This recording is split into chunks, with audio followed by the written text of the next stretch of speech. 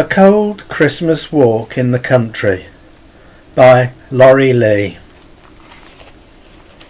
The women in the kitchen are wrapped in their ritual vapours, having swapped dreamy beds for the clanging hellfires of ovens spitting bird roasts, bastings, boiling suds of greens, baked pie crusts and mysterious stuffings.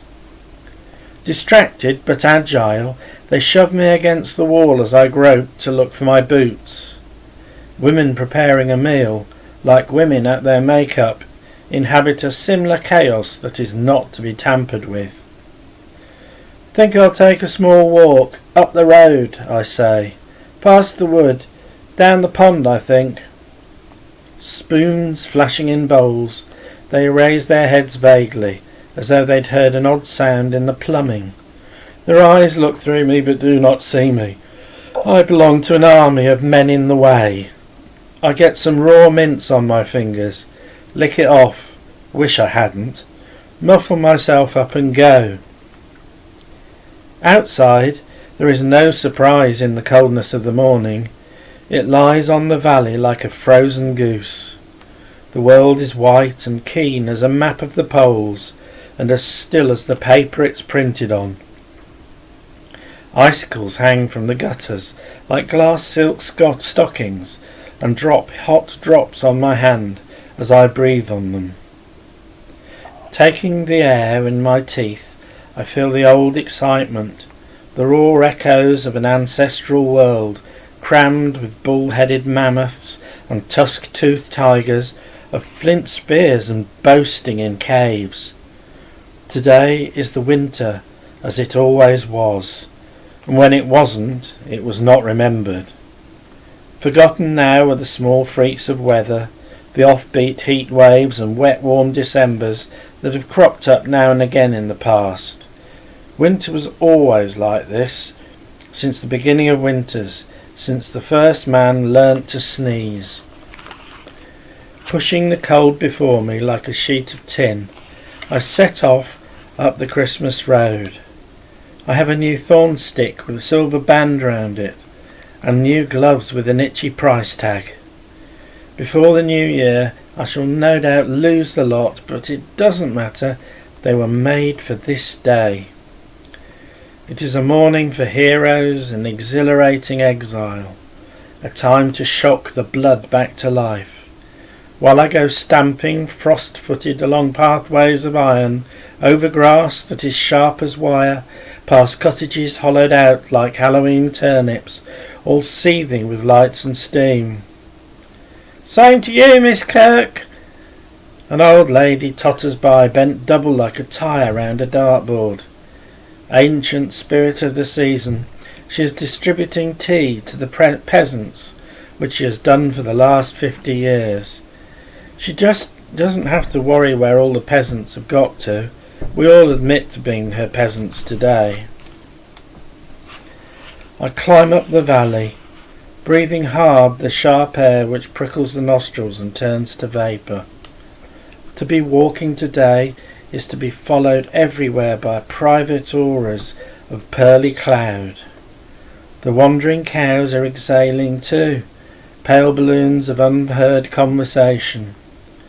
The ploughed fields below me have crusts like bread pudding, delicately sugared with twinkling frost.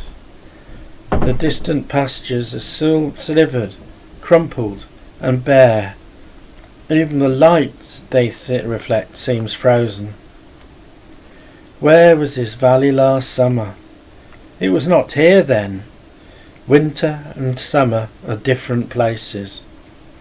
This beechwood, for instance, so empty now, no more than a fissure of cracks in the sky.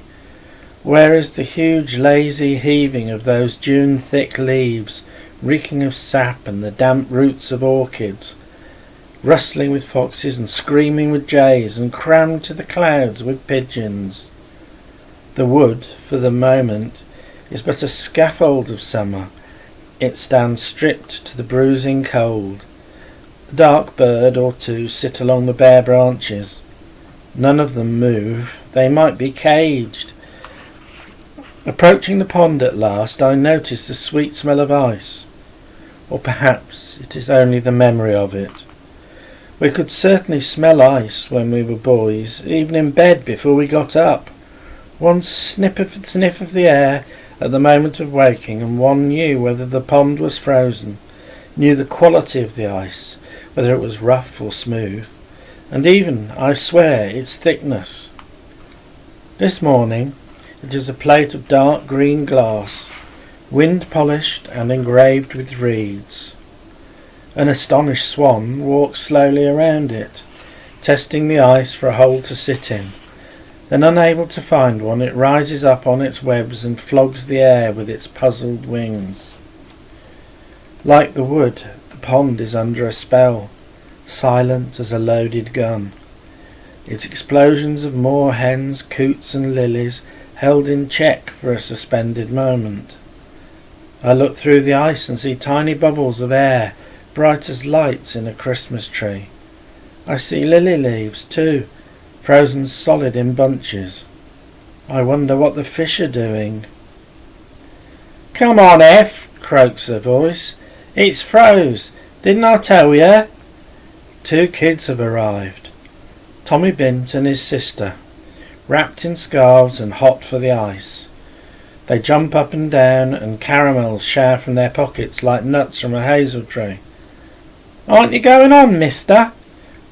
Of course I'm going on. I test the ice as delicately as the swan. It buckles and groans like an old attic floor, but we've soon got a good slide going. All is as it was.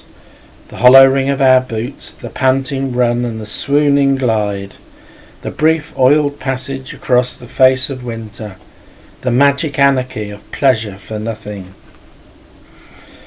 After an hour we stop, our faces pink as crab apples, a feeling of wings still about our heels. "Got to go home to dinner. Yummy yum," says Tom. "Baked spuds and a great goose." "And fritters," says his sister. "And plum pudding and custard and novel minces and bristle nuts and—" "You'll be sick." "I'll be sick." She goes joyously through the motions, then they trot off like 2 rubber balls.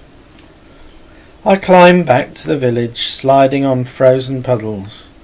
They are like holes of sky in the road.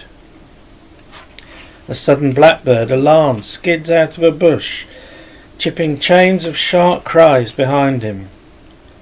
A true note of winter, like an axe on a tree, a barking dog or a daylight owl, each pure and solitary in the pause of silence from which the past and the future hang.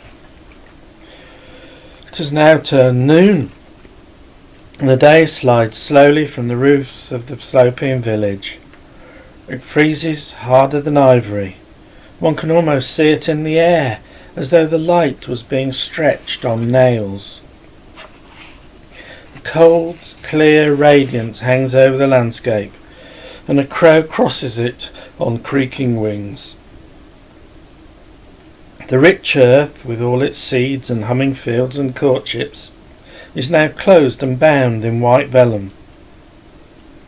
Only one colour remains, today's single promise, pricked in red over the ashen world, seen in a flitting robin, some rose hips on a bush, the sun hanging low by the wood, and through the flushed cottage windows the berries of holly and the russet faces of the feasting children. It is good to have been walking on such a day, feeling the stove of one's body alive, to be walking in winter on the ground of one's birth, and good to be walking home. The table's laid when I get there. The women are taking off their aprons. It is also good to arrive in time.